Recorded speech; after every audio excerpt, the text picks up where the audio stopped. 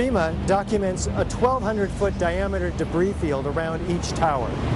Videos show multi-ton steel sections of hundreds of individual steel pieces ejecting out of the towers at 60 miles an hour for a distance of 600 feet.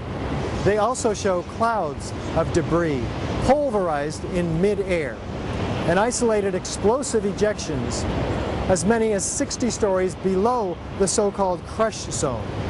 Videos also show the near total destruction of both towers.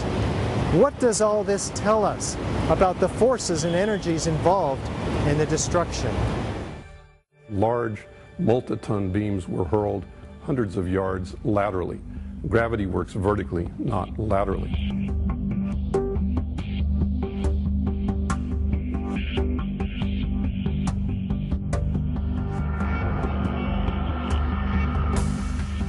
So something's happening to throw these things horizontally at those kinds of speeds. And here it is trailing white smoke the whole time.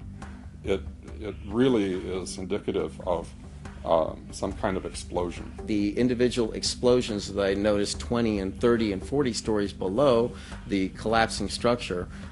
And naysayers tend to say, well, that's just air being blown out the windows. I mean, it doesn't really work to say it's just air pressure.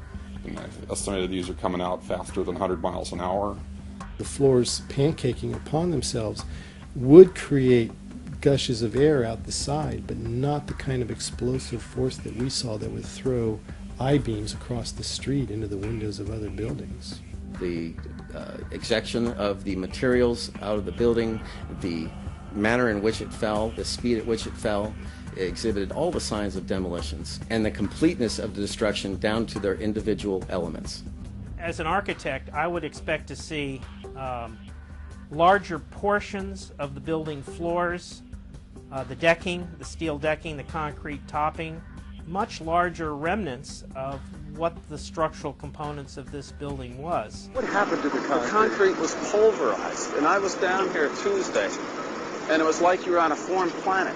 All of Lower Manhattan, not just this site, from river to river, there was dust powder 2-3 inches thick. The concrete was just pulverized.